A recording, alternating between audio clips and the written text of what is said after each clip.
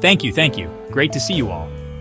Tonight we are diving into the tumultuous waters of the West Philippine Sea, a place where the fish are plentiful but diplomatic ties, not so much.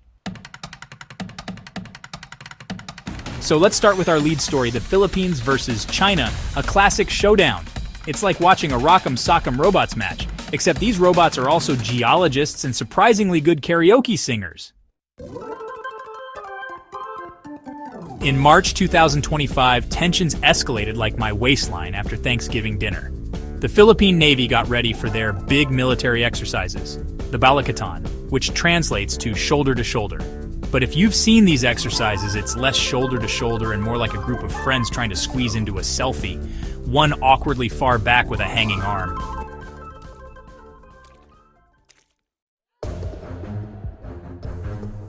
And you know what they say? A strong military is a sign of a weak psyche. But don't worry, the Philippines decided the best way to respond to Chinese aggression was by showcasing their military might with super advanced missiles. Yes, because nothing says we won't tolerate your aggression quite like, "Hey China, check out our shiny new Sea Star missiles! Can we keep the peace now?" But wait, there's more. Over in Japan, Foreign Minister Takeshi Iwaya was raising alarms about Chinese boats intruding into Japanese waters. This intrusion lasted over 92 hours. I mean, that's longer than my last Zoom meeting.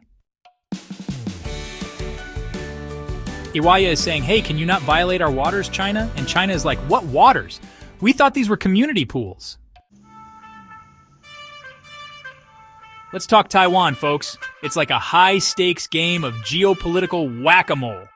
China is sending balloons into Taiwanese airspace like it's some sort of twisted birthday party. And clearly, they haven't received the memo that you can't just pop balloons when you don't like the guest of honor. And then you have the Philippines. They are not just caught in a tense geopolitical game. They are also caught between their stunning beaches and aggressive foreign policy. Gregory of Akbayan Party List is demanding accountability for environmental destruction caused by China, saying, "Can you at least pack up and pay for the damages?" Well, who knew diplomacy could also be a polite eviction notice? And let's not forget about our friends in the Atin Ito coalition, who are using karaoke as a tool for diplomacy. I mean, who needs treaties when you can belt out some heartfelt power ballads? China, you can steal our maritime territory, but we'll counter with Celine Dion. Now that is what I call a mic drop moment. We've got the U.S. Secretary of Defense Pete Hegseth promising robust, ready, and credible deterrence, which, if you ask me, sounds like a poorly worded insurance policy. Hey, China, I know you're encroaching on my territory, but let me assure you, I am now fully insured against your aggression. Coverage includes karaoke performances and emotional support. But seriously, folks, the stakes are high. As all these nations scramble for control over territorial waters filled with fish and islands, it's an odd juxtaposition. Military exercises right alongside karaoke concerts. It's Top Gun meets American Idol, folks. You know how they say music brings the world together? Well, here's hoping a great power anthem can convince China to back off a bit.